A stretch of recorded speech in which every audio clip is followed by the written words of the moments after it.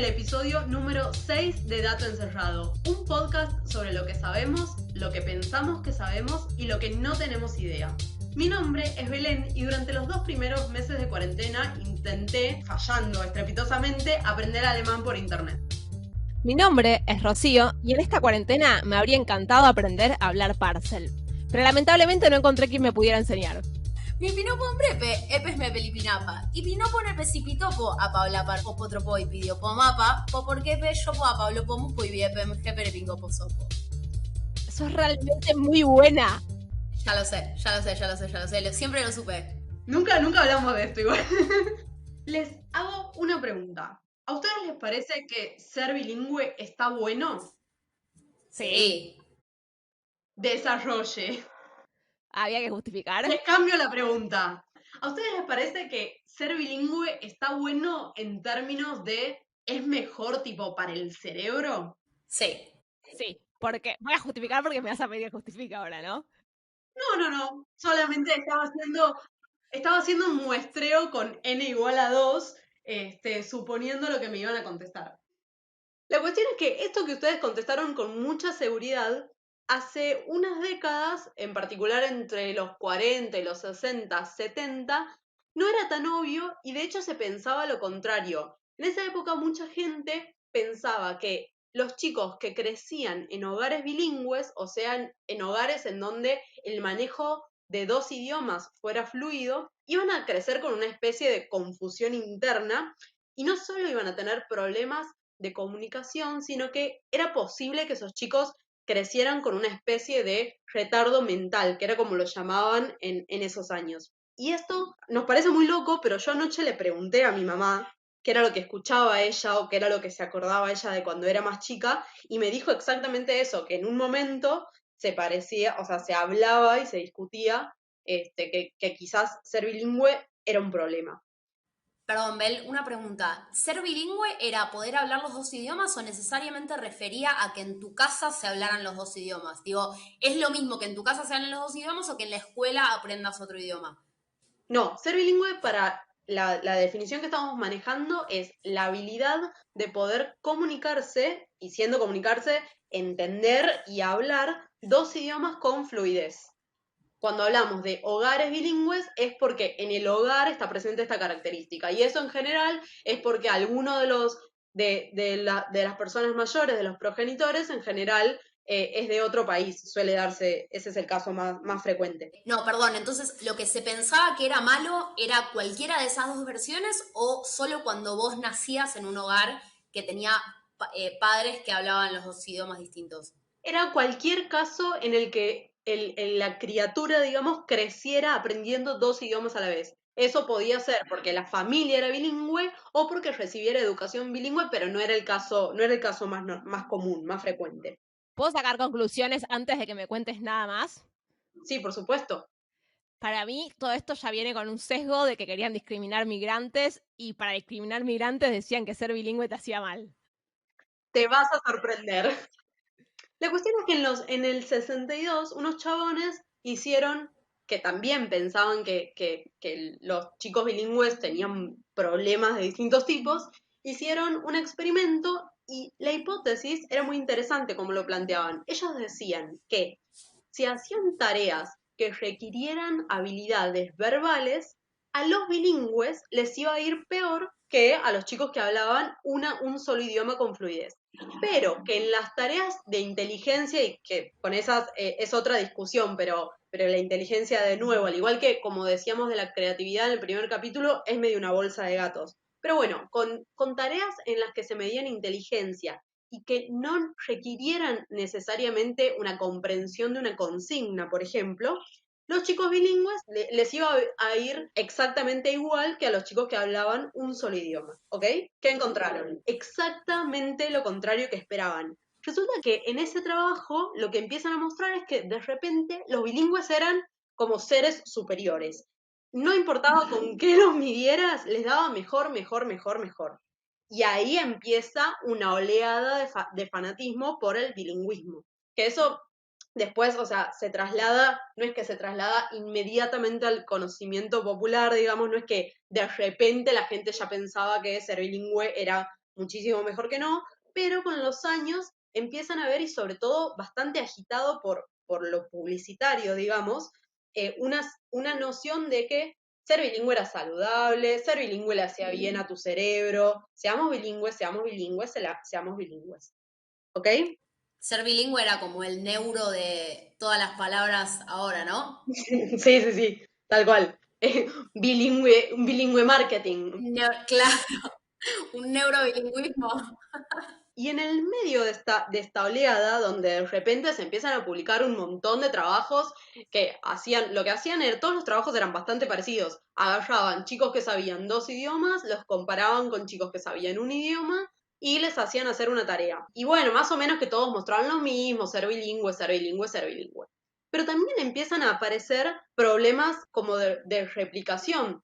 Y eso, si uno lo piensa, tenía un montón de sentido, porque agarrar cualquier par de idiomas no es lo mismo. O sea, no sé si se están imaginando un caso, pero lo que yo pensé al toque fue, claramente agarrar español e italiano no es tan equivalente a tomar, qué sé yo, español y francés, o español e inglés. Sí, o ruso, o idiomas con otro alfabeto directamente, con construcciones de lenguaje muy distintas. Totalmente. Y además el idioma es una construcción cultural, entonces hay un montón de factores culturales involucrados. La verdad que un experimentito bastante complicado tenían que armar. Era bastante un quilombo.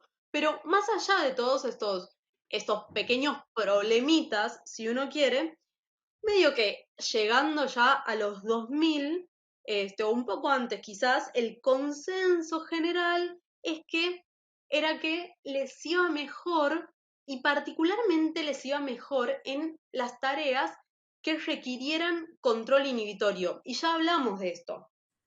Nosotros hablábamos de control inhibitorio cuando nos referíamos a esa capacidad que tenemos desde muy, muy chiquititos de inhibir nuestros impulsos para hacer una gran cantidad de cosas. Por ejemplo, tratar de no distraernos mientras estamos tratando de alcanzar un objetivo. Hay unos videos de YouTube muy simpáticos, si los quieren buscar, en los que a los niños les ponen adelante un malvavisco. A los niños yanquis aparentemente les gusta mucho esa basura golosina tóxica. Es un espanto, tipo, realmente es un espanto. Gracias. Es muy feo, pero cuando lo probás al fueguito, es mucho mejor que así a secas. Bueno, acá tenemos la enviada yankee del grupo.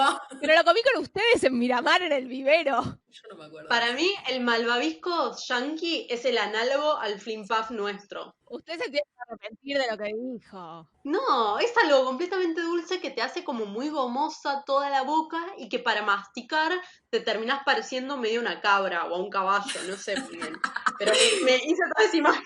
Opino que no a todo, basta de estas giladas. Pero bueno, el desafío particularmente para medir el control inhibitorio, su capacidad de reprimir impulsos, es que les ponen un malvavisco adelante y les dicen, che, espera un segundo, que ahora vengo, y si no te comes el malvavisco, te traigo otro. ¡Qué tortura! Si lo quieren buscar en internet, es fabuloso las reacciones de las niñas, pero también es muy loco cómo esta capacidad de reprimir nuestros impulsos, y es bastante lógico también si lo pensamos, va mejorando a medida que crecemos. O sea, los nenes más chiquititos no pueden hacer esta tarea tan bien como los más grandes. Yo estoy pensando en quién de las tres es peor en control inhibitorio. Por supuesto que yo, Meli. 100% yo. Meli, después yo, después vos. Sí, total. Es que vos creciste con cabras, vos tuviste que aguantarte un montón de cosas, Belencita.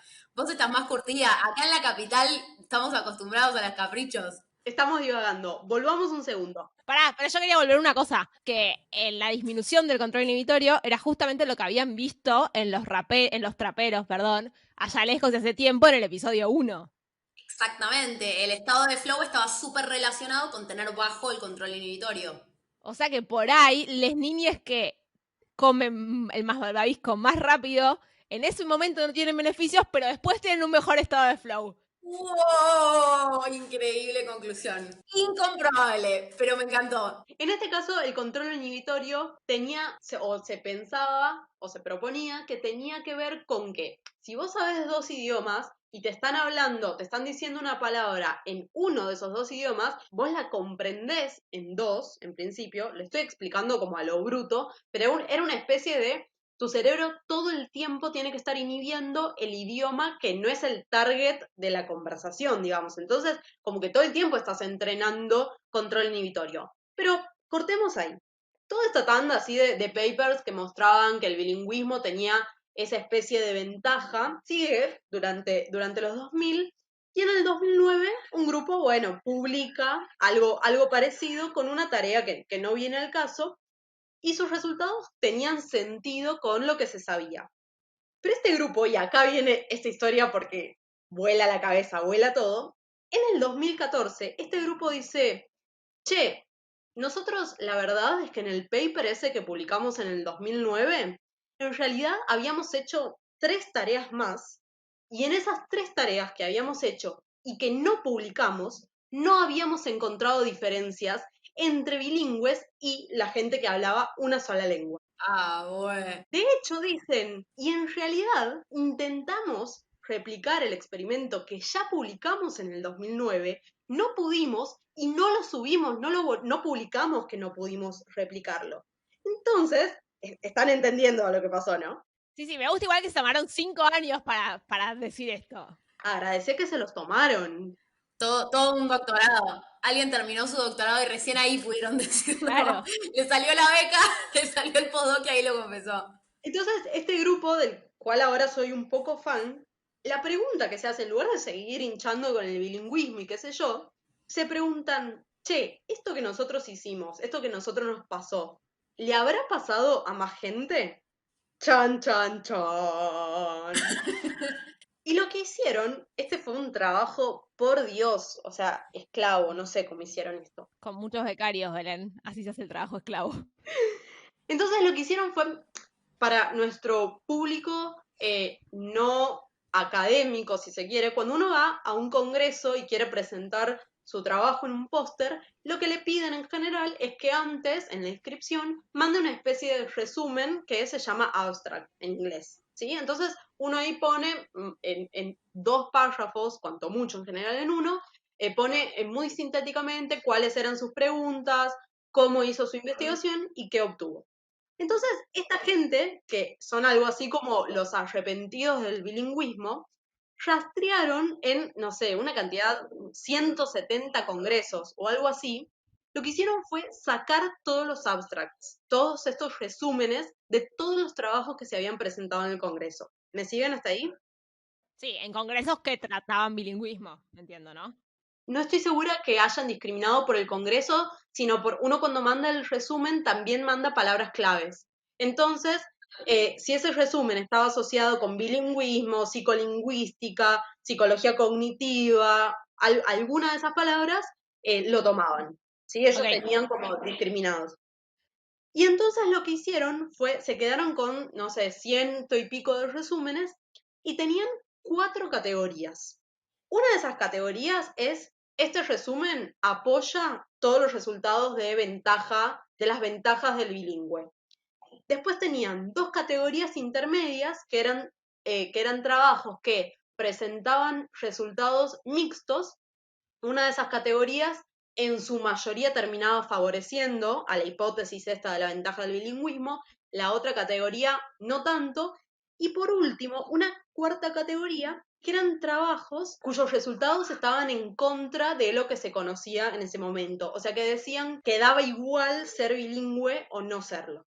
Entonces lo que hicieron fue chequear cuántos de esos trabajos habían sido publicados. Y lo que encontraron es que la probabilidad de haber sido publicados, de los que coincidían y de los que seguían apoyando la hipótesis de la ventaja del bilingüismo, era del 63%. O sea, en el mundo ideal, cualquier trabajo con un diseño experimental correcto tiene la misma probabilidad de ser publicado. Bien, hago un mini paréntesis, por las dudas. Los pósters que uno presenta en un congreso, en general es como una parte más chica de lo que después termina siendo un trabajo científico publicado, o son algunos resultados preliminares, o por ahí son todos, pero son como 2 instancias distintas, el póster en el congreso que el trabajo publicado en una revista. Entonces, este porcentaje que estás diciendo es cuántos de los pósters terminaban en publicación en revista.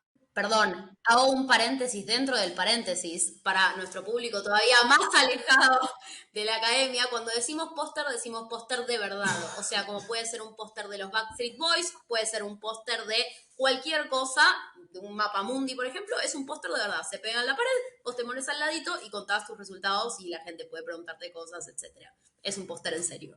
Está muy bien ese metaparéntesis porque yo cuando me enteré que los pósters eran pósters en serio me voló la cabeza y estás dentro de la carrera, no es que era Sí, chica. estás pensando en un afiche y estás pensando bien. Claro. Bueno, pero también, ojo que ahora están también ahora no, hace un tiempo, los pósters en tela para no ir viajando. Imagínate que si tenés que tomarte un avión o bueno, ya un micro con un afiche gigante es un poco complicado. Entonces hay empresas que te lo imprimen en tela, entonces vos te lo doblás en tu valijita. Jamás haré eso. Nunca jamás en mi vida imprimiré un póster en tela. No va a ocurrir. La gente muy, muy, muy fanática de su propio trabajo, después de que termina el congreso, con ese póster en tela se hace remeras, mochilas. No les vamos a juzgar en voz alta, pero internamente estamos jugando un montón. Vamos a hacer un segundo de silencio para juzgarlos con la mente. También, en realidad, a donde se apunta más todavía, más que en tela, es a los e-posters, o digamos una pantalla donde se presente el póster y donde puedan ir cambiando según a quién le toca presentar, para también ahorrar la cantidad de impresiones y todo eso, además de el incordio para la persona que lo tiene que llevar. Incordio es una gran palabra. Quiero darte como puntos por usarla, pero no tenemos un sistema de puntos. 10 puntos para Gryffindor. La conclusión que sacan estos chabones que son los arrepentidos es que básicamente tenías más probabilidad de tener tu trabajo publicado si seguías diciendo lo que ya se sabía, que era aumentando este efecto de la ventaja del bilingüismo. Básicamente, si estás de acuerdo conmigo, te publico. Si no, mejor que te publique otro. Es un poco más complejo que eso porque no era un solo grupo de investigación, o sea, eran muchos años de mucha gente haciendo lo mismo. Y lo que ellos discuten muy sabiamente es, bueno, pero en realidad hay muchas instancias en las que se deciden si algo se va a publicar o no. O sea, no hay un único punto de inflexión.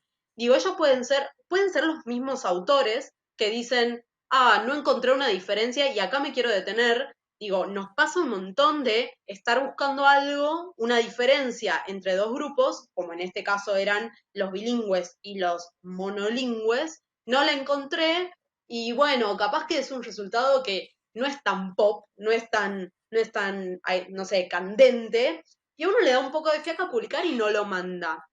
Y esto es terrible, o sea, es horrible pensar así, pero no sé, a mí a veces me pasa, no sé si a ustedes les No es pasa que me da fiaca, no me lo van a aceptar. O sea, ¿quién te va a aceptar un paper con resultados negativos? O sea, si ni siquiera lo preregistraste. Sí, o sea, no puedo identificar de dónde viene esa fiaca, pero es una fiaca que está.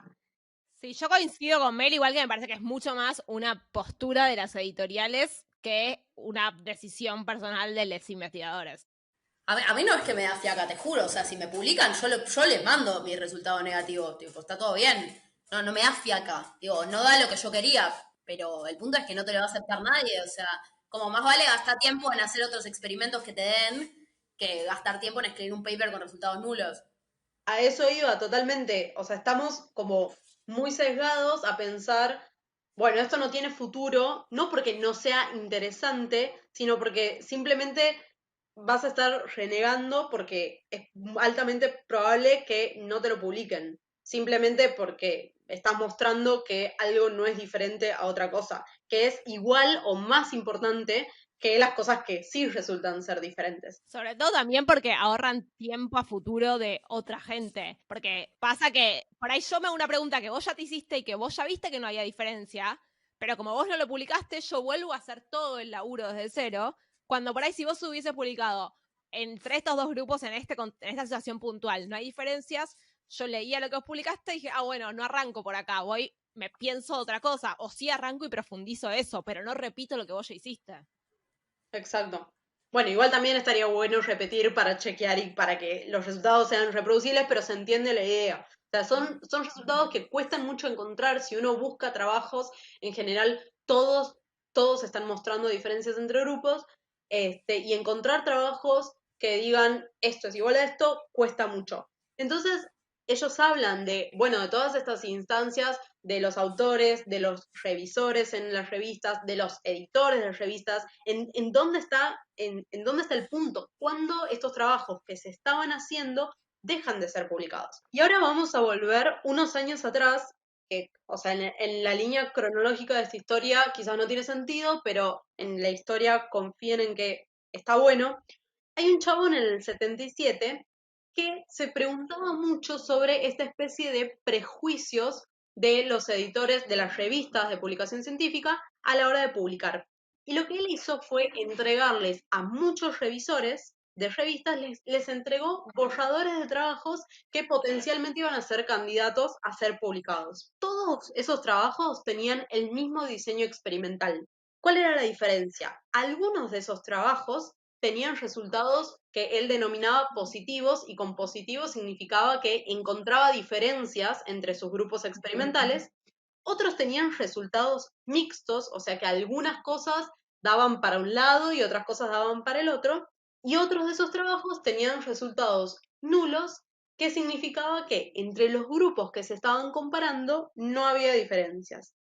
Ahora díganme ustedes qué pasó porque, tipo, está spoileado. Y me parece que todo estaría indicando que se publicaron solamente o que aceptaron solamente los trabajos que daban resultados positivos, ¿no? Que estaban de acuerdo con lo que se pensaba. Bueno, efectivamente lo que este chabón encuentra es que si tenías un paper con resultados piolas, entre comillas, o sea, que encontrabas diferencias, que todo cerraba, que todo era consistente entre sí, era mucho más probable que te aceptaran para ser publicado en una revista.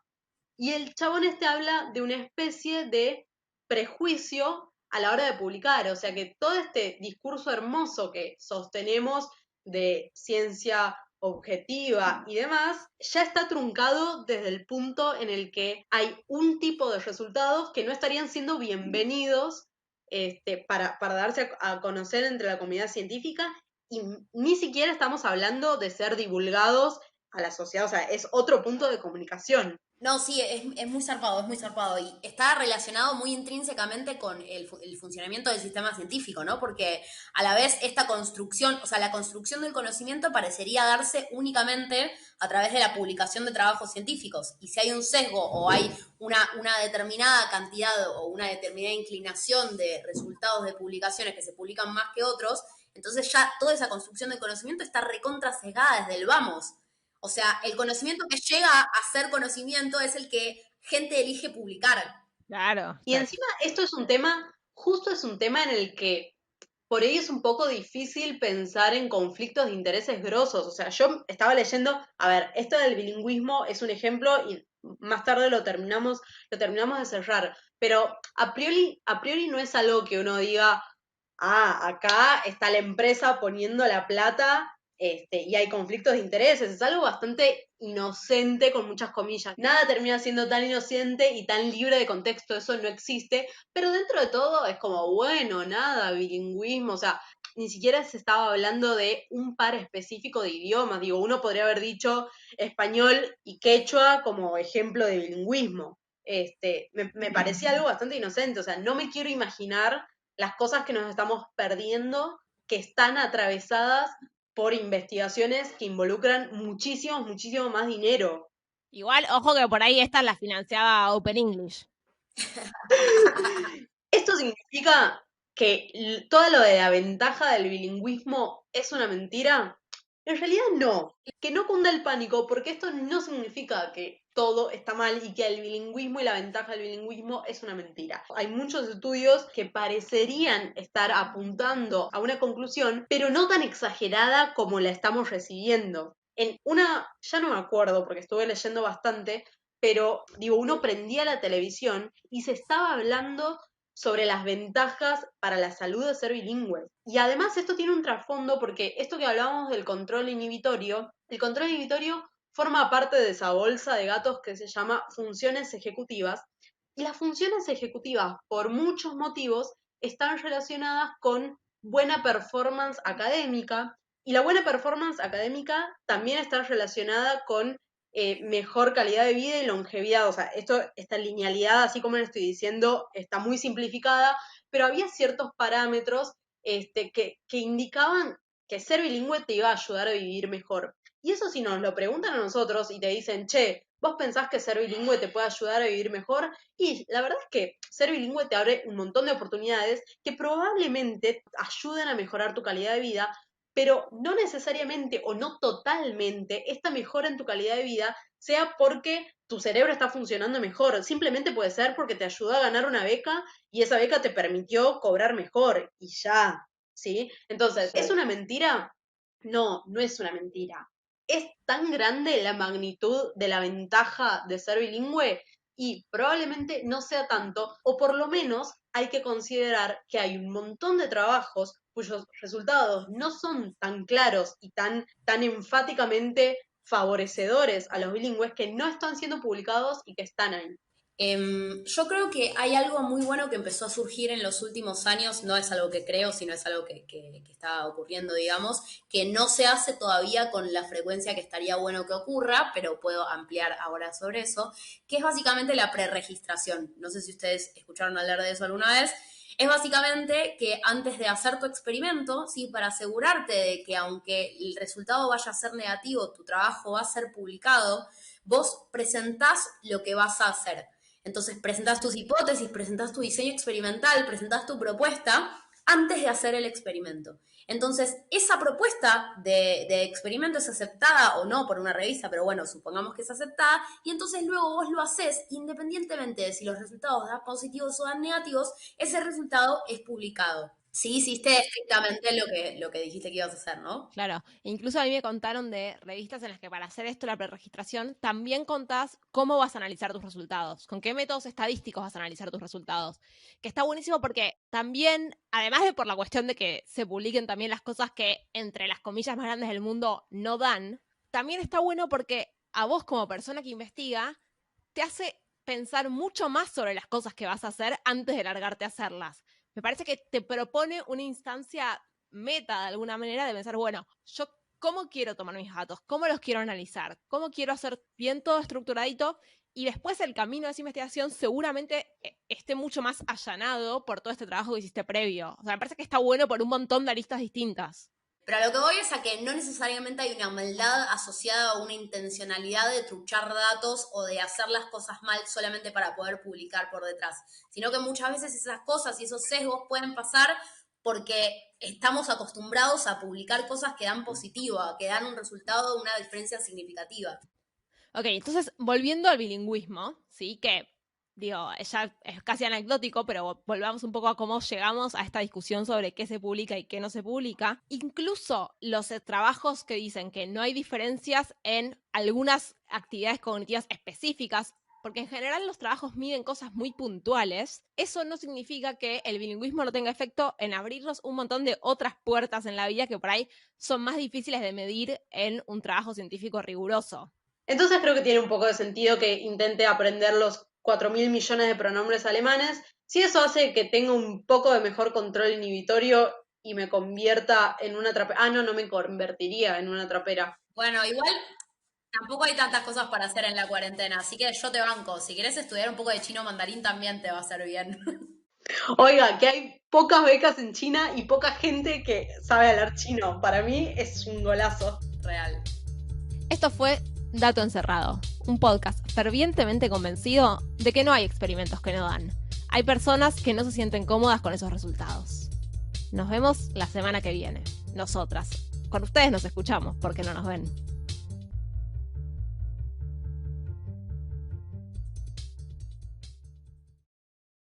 Igual el problema es que las tres somos de Gryffindor, no que somos tres. No. Yo no soy de Los Gryffindor. tres son de Ravenclaw. No, Obvio. Belén es de Slytherin. No. A ver, no, dejemos esto claro. Belén es de Slytherin, siempre fue de Slytherin. Yo no me como ese Bueno, acento de sí, buena. O sea, siempre fue de Slytherin. Y tengo otro comentario para hacer, que es que ¿acaso Rocío está esforzándose para hacer un comentario de Harry Potter en cada capítulo y ganar algún premio al final de todo? No lo sabemos, pero yo creo que sí.